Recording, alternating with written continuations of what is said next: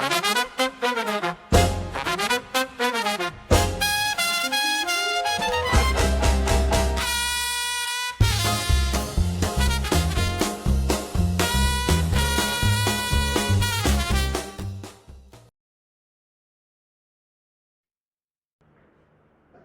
everyone, and welcome back to Pink Nest Podcast, real stories of breaking from shadows into soul fire. Today I'm having Andy with me from Illimitable, from the UK, who went all the way from high functioning imposter, hiding self-doubt behind success, to that husband, musician, and to the person that is now helping others step into power without apologies. Gosh, I said that good.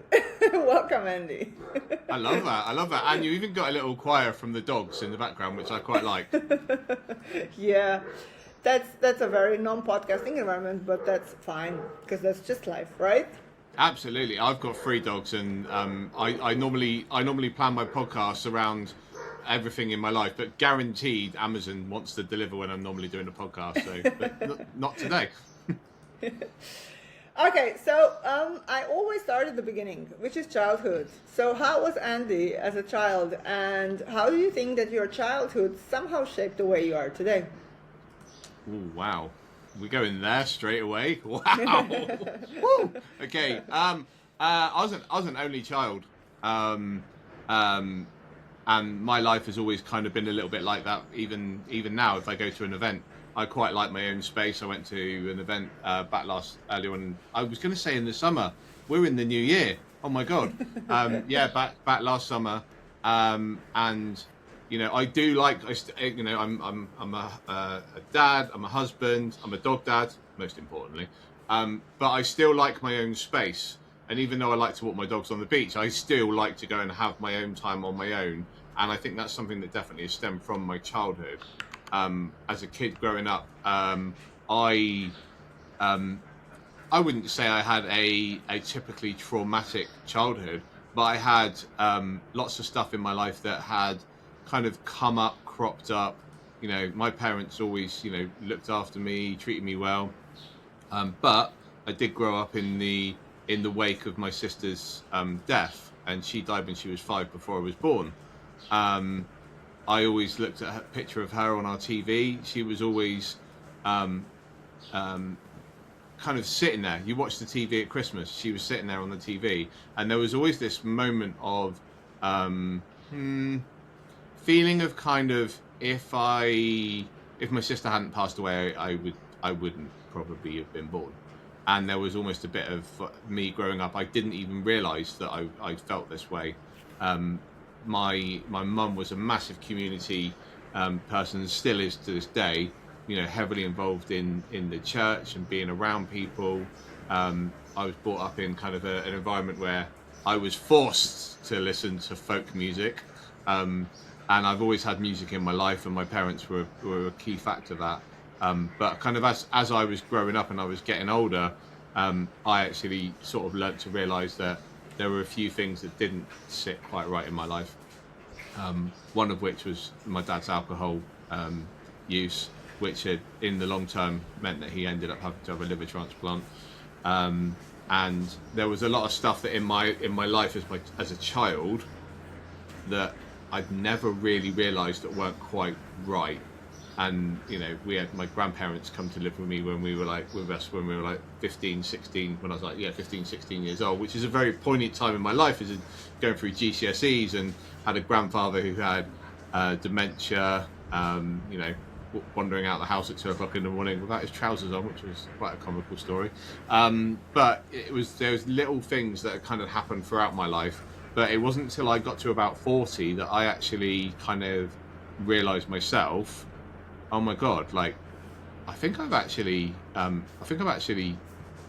been grieving the death of my sister my entire life, and that was a big poignant part for me, where when I started doing my own self-development, I actually started to then look at the other things in my childhood that had affected the way I am and the way I behaved and the way I acted and so forth. So I think, my childhood was one of those things that I think as a kid I just I had a fairly good childhood. Loved having a treehouse. Loved throwing apples at cars from my treehouse. from the back of our garden, and I don't know, it must have fallen off the tree. Yeah, if the police are listening, that wasn't really me. It was about 35 years ago. It's fine, they won't know. But yeah, it's those kind of things that you suddenly, as you get older, you suddenly realise, well, actually, I do this now because of something that happened in my childhood. So there's a lot of things for me that definitely kind of shaped who I am today, really. I read your website and I read about you, of course, and there is actually one sentence that really stuck with me, and it is that, ironically, the more I pushed myself, the further I drifted from the people I loved most. And I think this is a great a great thing for our next discussion. How did you figure that out? Because I think this is something that a lot of people can relate to, if they once realize what's actually going on. Mm-hmm. So the way I would probably describe it is, if you've ever wanted something like a fancy car, or you've wanted to buy a particular item with materialistic, and I'm going to say materialistic because obviously we're now talking about people, but then when you've got that thing that you spend most of your time polishing it and doing everything to keep it shiny, let's just call it a car, and doing everything around to keep it safe, but actually never driving the bloody car. Not to put my wife and my daughter as a metaphor or as a car, but I've always wanted to be a dad. And after going through our struggles with IVF and going through adoption and so forth, I've been running my business I've been self-employed now for coming up to 19 years. And I've been working for myself. I've always been my own boss. I've been able to have all the freedom I want in the world, but that comes at a cost of, it's 11 o'clock at night. I'm on my laptop, and I was doing everything for them in my mind, but realizing that actually I was starting to do things like miss bedtime. I was starting to miss the bedtime stories. I was starting to miss the dates with my wife. I was starting to miss everything about it, to the point that the girls would say something to me and I'd be like, I wasn't there then, was I? And it was the moments that I was missing. But in my mind, my mindset was 100%. I'm doing it all for them, and it was definitely a big pivotal shift for me. And that pivotal shift for me was when I realised that I was just getting to the point of burnout. I was earning really good money. That was with my photography and my video business. Having great months, some great clients, traveling all over the place. And no 2 days were the same, so it was really exciting. There was always really exciting things happening. And then my wife, when we adopted my daughter had bilateral hip dysplasia, and it took me out of my business. And do you know what? That for me was one of those moments where I realised that actually being employed for me was something I could never do, because I couldn't have been at those operations probably. I probably could have been there for her going into hospital, but I couldn't have stayed with my wife in the hospital for a couple of days, or I couldn't have stayed nearby, or whatever, everything we did. And that was my independence of me having that freedom as a business owner to go, actually, I can be there for the girls. So in a way, I'd already created this kind of vision that was like, I'm doing it all for them. I can do whatever I want to be with them. But as a result of that, I was actually just like, I was there for the bloody important stuff, you know what I mean? But it was the little things, like having dinner.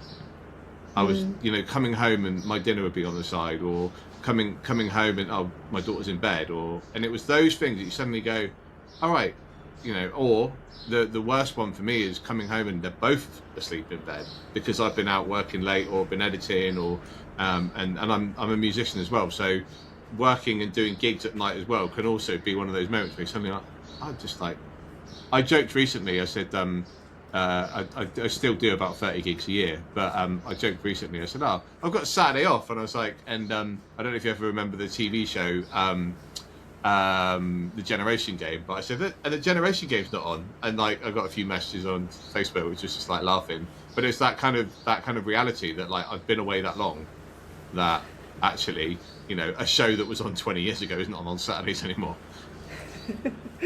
Time just flies, doesn't it? Yeah. The pivotal moment for me though was I was standing I was in my studio with my wife, and when my daughter had all these operations, my wife kind of wasn't in a position to work. And I think in a way I loved being able to say to her, like, great, stay home with my daughter, be there for her. I can do everything. I can supply, that sounds wrong, doesn't it? I can support us, and I probably took quite a lot of pride in that. But as a result, she also then, as my daughter got better and the years gone on, she then came into the business, and was probably living through my life a little bit, because she was doing all the boring stuff that I don't like the accounts and that kind of thing. And we just got to a point where I just turned around to her one day and I just said, I can't do this anymore, because I knew she wasn't doing what she wanted to do. I certainly wasn't doing what I enjoy most. And it just got to a point where I was just like, I can't do this anymore. And my wife turned around to me and she went, I genuinely thought you were asking me for a divorce. And I was like, no, why would I want to divorce you? Like I'm married to my best friend. I've got like the most amazing daughter, got the most amazing house, dogs. We've got an amazing life. I'm just not happy. And then that was that pivotal shift for me where I was like, I've got to stop. I hate that phrase, burning the candle at both ends, because if you've been in any of the Christmas shops over Christmas, every candle has got about 50 wicks in it now. So yeah, so it's, for me, it was that burning the candle at both ends, but in the middle of it, I was just there going like, I felt like I was constantly just getting battered by my own probably self-neglect and the neglect of them, really. You did a lot, so you had a breakthrough moment, like you said, and there were probably mentors in your life. You probably read a lot of books. You did a lot of reflection work as well. But what actually dragged you from crossroads to your purpose when you figured out, okay, this is what I want to do in life? The big thing for me, and it has to be when I kind of took control of my own fitness. That was the start for me, because I did take control of my own fitness. I joined the gym. I lost an awful lot of weight. I went from 105 kilos down to 79 kilos. And everyone around me was going, bloody hell, Casey, you're looking skinny. Whoa, hang on a minute. What do you mean I'm looking skinny? I don't want to look skinny. I've worked hard. I'm looking toned. And everyone around me made me feel how I didn't want to feel. I didn't want to be skinny. I tell people I'm 6 foot, but I'm probably about that much below 6 foot. But for me, when I then kind of came out of that moment, I kind of hit a little bit of a lull, because we obviously went into coronial times. I was able to work out in the garden. I was, we've not seen a summer like it, right? Ever. But you know what that was? Is because it wasn't the fact that it was better weather. It's because we appreciated it more. And I think it opened my eyes so much to oh my God, I'm not spending enough time with the girls. I'm not doing this. I'm not doing that. I'm not doing all of these things. And I did some online gym programming with some people. And I remember just one day there was like an online competition that was with turf games. And I remember one of the things that they said you had to do a box jump, and I didn't have a box.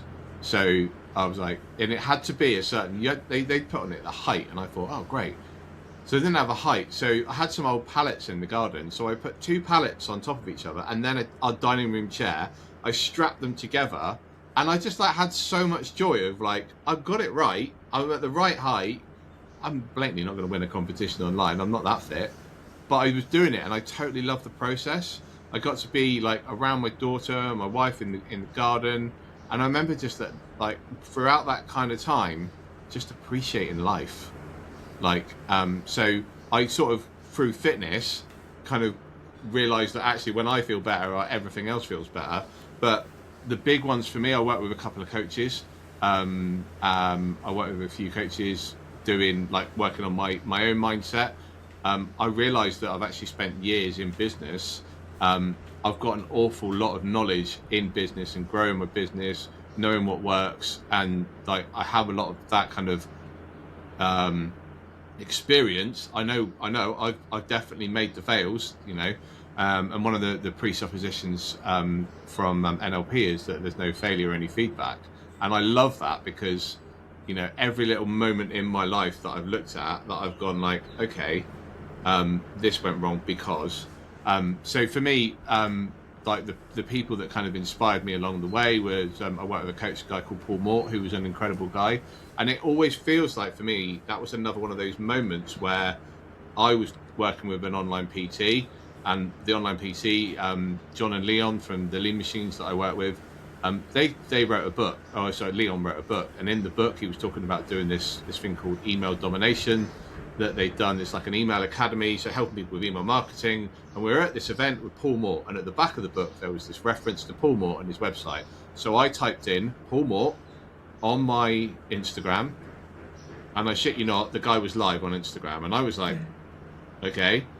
And I literally messaged him, was like, oh, you're never going to believe this, I just read your name in a book. And that was like a bit of a shift for me, because that's where I worked on my mindset. I didn't really need the business side of it, but the mindset stuff for me. And from then is when I then went full down, and I spent a lot of time doing some various different coaching certifications. I spent 6 months training an NLP master practitioner as well. Got to meet some incredible people like Paul McKenna, Richard Bandler, that have kind of like that been along my journey. But there was one book that like really pushed me back into my purpose, and like my love of like self-worth. I don't know if you ever used to watch Britain's Got Talent, but a friend of mine, Merlin Cadogan, was on it, and he was juggling from memory, because I've seen him do so many things over the years. I think he was juggling fire whilst in a dive helmet that was full of water, and then he had to like juggle fire. It was mad. Anyway, Merlin wrote a book, and it's all surf stories, and it's like just all surf stories of this lad and his dad's a lifeguard, and each individual chapter is like a different story. And it was all about, growing up being by the beach. And I was like, over the years, I kind of quite often now have kind of gone back to that book. In fact, it's right by my bed now, because I'll just read it and it kind of reminds me of like what I most love, and that is, being around family, getting in the water, being by the ocean. And that for me is like the real like drive of like, actually, it wasn't necessarily a mindset shift book or a, I've consumed a lot. I am a serial consumer, but it was that little book for me that was like, oh yeah, like I haven't been for a surf for a couple of years, and like, how do I feel when I do this with my clients, where you'll work through a moment where there'll be a particular happy memory, and we'll go back to that memory, for example. And I stopped remembering what it was like to feel cold getting out the sea in the winter, or that's that feeling of like getting out of the sea and you've had like 10 waves and you've had an amazing time. One of my favorite things is a shit surf is better than no surf. So for me, it's like that was like another little pivotal moment. And every time I see Merlin, and do you know what, he actually gave the book to my daughter, not me. So I've stolen it. But it worked for you, and it worked very well, I guess. Yeah. And I got to read that with her as well. So when she was younger, I read that with her, and it was really nice to kind of almost kind of share it. Like for me, it felt like that book was just like, it felt like it was written by me. It felt like it was written by my childhood. That's so nice. Let's talk a little bit about your work. You've said that you see high achiever patterns instantly.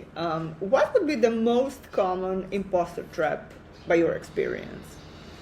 The most common trap for me is probably I think the biggest trap they fall into, and this is probably something that you'll probably ask me about later on, I would imagine, but is thinking that what they want isn't good enough, or thinking what they've got isn't good enough. I experienced a moment in my life. I was signed to a record label in 99, 2000, 2001. We were in a band. We were going over to America, and for me, I didn't feel like I was good enough because I was struggling on a particular part on a track, and on this particular track, the lead singer, who was a guitarist as well, played that part, right?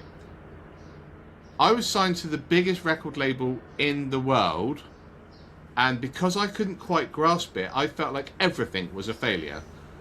I was like, I remember coming away from it and like years later just being like, you were in Sunset Sound in Los Angeles, signed to one of the biggest record labels in the world, and you thought you were a failure?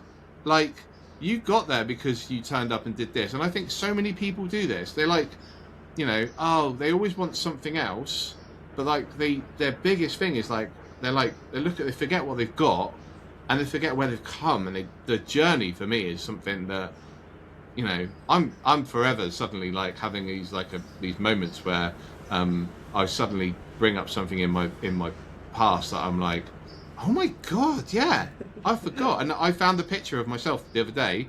In fact, I'll probably post it on Instagram. And it's me. I wanted to be a clown when I was at school, and I got told I couldn't be a clown because it wasn't on the list that's in the school careers advice, right? So I was told, oh, you quite like photography, and I was like, yeah, but I want to be a clown. I want to go to a circus school. I want to do this. I want to do that. And I kind of got battered down on it, and I was like, I remember at the time thinking like, oh, okay, well, you know, they probably know better, you know, that kind of thing. But when I look back now, I'm like 44 years old now. Oh, I've just had that moment where I've just realised I'm 45 in a couple of months. Blimey. Halfway to 90. That's good though, right? But this picture I found is me dressed as a clown. I didn't dress like a normal clown. I was almost like a jester-y type clown. I was riding a 6-foot giraffe unicycle at whatever age I was. And I was thinking to myself when I looked at that picture the other day, I was like, you forget you had to ride a little unicycle to start with. You forget you had to do, once you got the big unicycle. And as a kid, I ran a juggling club. 20 pence, come to my juggling club. And when I launched it, I had 20 people. When I first launched my business, I didn't have 20 people sign up on my first day. But what the difference? I was passionate about what I was doing, and I was panicking about who was coming. I wasn't panicking about the thing, you know. I wasn't panicking about juggling because I was loving juggling. I loved unicycling. I loved stilt walking. I loved anything with fire, which is probably why my hair's a bit more receding than it should be. But for me, back then when I was a kid, I didn't give a shit how many people turned up. They turned up because they knew I was passionate about it, and they wanted to support me because I'd obviously made it exciting. I think that's what a lot of people, they're so, like, the biggest thing for me is they forget like what their passion and their purpose is, and they spend too many time. I mean, I'm sure we all do it. But people stay so much in systems and forget about like their passion and purpose. And then the biggest thing for me is they then go, oh, I'm not good enough because no one showed up. And it's like, well, actually, yeah, why did you start? You know, that's the big thing. Why did you start? And I think it's very easy also today with all the social media and everything being online, and all you read is these success stories like I'm making millions, and my turnover went from 1K to 300K during one night, and blah blah blah. And it's seriously super easy to feel like a complete shit because you and it's completely normal that you lose this passion, because as a kid you don't have this. You're passionate about what you're doing. So who cares if somebody shows up or it doesn't? And this is really what we should be leaning more into. Because I also personally think that once the passion is there, everything else will find its place, for sure. Because it just has to. It's just a rule. And we keep forgetting that particularly during our adulthood. I think it's much harder to find this real flame within you than when you're a kid. At least, that's how I see it. Definitely. Yeah. So you've mentioned you're a surfer, you've mentioned you're a musician, and of course a dad as well. So tell me a little bit more about your music career. Why not? Music is my life. You want to go down the music? You want to go down the music career? Yeah, a little bit. So right now, all I do is I basically play for other people.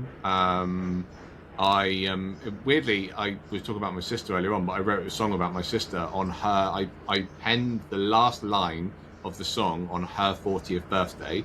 I have written the song. I've got some incredible musicians playing on the tracks. The only thing that's missing is recording on the track is my vocals and my bass guitar. She would be, if I'm right in saying, she would be 51 this year. So 11 years later, I haven't finished the song. It's a classic creative person's thing, you know. It's like, you know, they always say like a builder's house is never finished being built. I definitely think, you know, being a creative is something that has kind of always been, it's been in my bones like my whole life. I grew up with like folk music around me.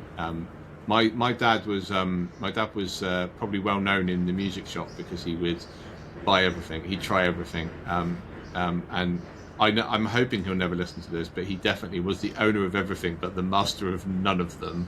He had a penny whistle. I remember him buying bagpipes one day, and I remember like, yeah, I can't watch that episode of Friends when Ross is playing the bagpipes without laughing, and just remembering my dad trying to play the bagpipes. But I think one thing he taught me was like just to give it a go, and that's the thing that was key for me. So as a kid, I went off to college. I did photography for a year, and once I did photography for a year, I was being asked to. I remember them putting a bag of potatoes on the table and being asked to draw them, and I was like, "This is shit." Like, I understand it now. Like, they were getting me to look at different aspects of light and concepts of shadows, and you know, and the being able to create something out of just something that was just lumpy brown and covered in mud. So I left college. I went to a different college. I went and did music for a year. I was doing a performing arts course, and I was doing I was depping for another band who needed a bass player, and one of the girls who I knew at the time, she said, oh, weirdly, I knew her from the previous college. She was like, "Oh, well, we're having our summer ball. Like, would your band play at the ball?" And I was like, "Yeah, it's not my band, but yeah." So I went back to the guys and was like, "Look, guys, I've got us a gig, but I've got to be in it because, like, you know." So we got the gig. The guy spotted me, told me he was quite drunk at the time, and he was like, "My son's in a band and they've got a publishing deal." And I was like, "Okay, mate, whatever." Anyway, it was like back when, you know, CDs and tapes were a thing. So I called him the following day. He sent me a CD. I listened to the CD and was like instantly like, there was a song on there called Full Blown Criminal, and it was Tom, who was the singer, wrote this song, and it's like all of the songs on there were just like, I'd never heard any songs like these. I was like, these just feel different. I grew up loving, you know, the Bon Jovi, the Guns N' Roses. So yeah, I basically ended up joining this band, and we won the Battle of the Bands of the Country, which is called the In the City, which is like the music business kind of like almost kind of Battle of the Bands, but for the music industry.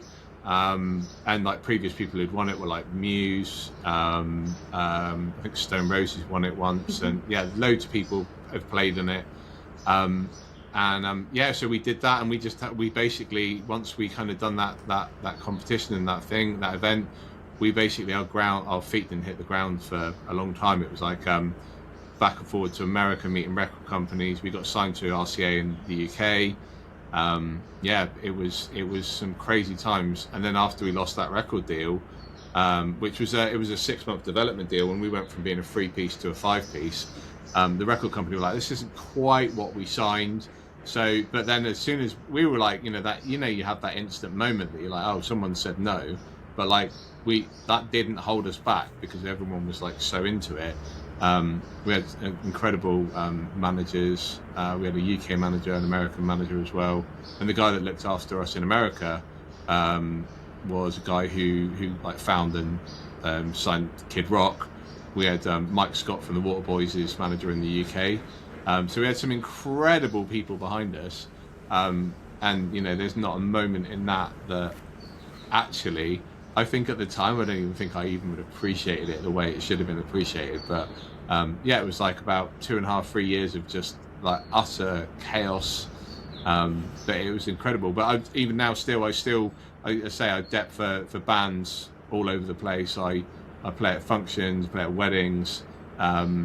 I just get to play, and to me, like being able to play music is just like allowing myself to still be creative.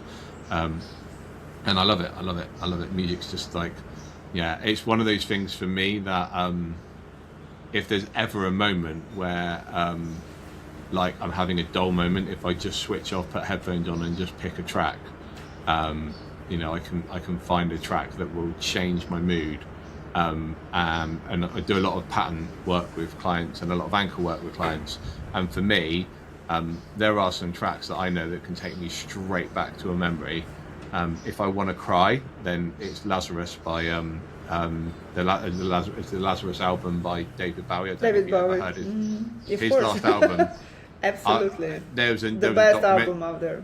Yeah, it's the best album, but at the same time, it's the worst album, right? It's like, you know, so for me, like, music has been a pivotal part of my life, and a part of my life that, you know, there have been like time frames in my life which are, you know, people have these time stamps. I feel like I have music stamps where different songs have made different impacts, and I love it. Absolutely love it. One thing I do notice with a lot of people though is the fact that they sometimes, you know, they don't listen to music and they forget why or how that makes them feel. I'm sure everyone's got a song that will just make them be like, yeah. No, for me also, I mean, music has been with me since the times when you were recording on a cassette, so you had a radio playing and then you ran and hit record so you could listen to it later. Did you used to have a pencil with the cassette so you'd rewind it while you were driving? Yeah. Of course. So people that, maybe the younger generation that is looking at this will have to check it out on Google what this is, but yeah, it was a real thing. And I also think that the music really significantly changed. I mean, the consuming of music changed a lot, particularly in the last few years. For me, it's definitely the 90s. I mean, 80s, 90s, this is the music that always gets me out of the chair and moving. I love it. So, yeah. This just means we're old. Well, I don't think we are, because I think music keeps us fresh, right? I was writing my, I wrote my goals for this quarter, and every year I do, like, I was planning to do this on New Year's Eve, but we were doing so much on New Year's Eve because I was actually home for a New Year's Eve for a change, that we were just doing so many other stuff. And I got a big pad out the other day and I just did 26 goals. One of the things I put on there was 6 live gigs with my wife and my daughter, because I think it's important that we get to experience those things together. But another one of them was that me and my wife can just go to like a funky disco somewhere and just dance. We don't drink, we don't need alcohol, just go and, you know, have a good time and dance. Love it too. Believe it or not, we're coming to the end of the recording already. Wow. Yeah, I know, time flies when you have fun, right? I knew it. Let me just ask you one last question, really, to wrap it up. What's one powerful truth that you wish every listener claimed today, and it comes from your story, from the path you walked? This one's really easy, because everything we do is based on the decisions we make, and everything we kind of achieve in our life is based on how we push ourselves forward. And the big thing for me is that everyone has a choice. Everyone has a choice. So I hear this so many times. I'm stuck in my job because if I don't, I won't get my pension, or if I do this, I won't get this, or it's all right for you because you were. And it's like, well, you know, you only have to look at this. A lot of the entrepreneurs in the world right now, there are people who are homeless and they made a choice to have that pivotal shift to do what they wanted to do. And I think it's knowing what your purpose and your passion is, and knowing that actually you have a choice. That's the biggest thing for me. Is like, I mean, I feel like I'm saying it over and over, and I'm like, you've just got a choice. Like, people believe they don't have a choice. They do. There are always options. Totally agree with you, and I hope this really lands with the listeners. Andy, thank you so much for being a guest on the podcast. Pleasure. It was such a lovely conversation. I think we could go there for hours. You have so many I normally get told to stories. shut up on these kind of things. So. No, I didn't do that. Thank you so much. My Thank you. pleasure. My pleasure.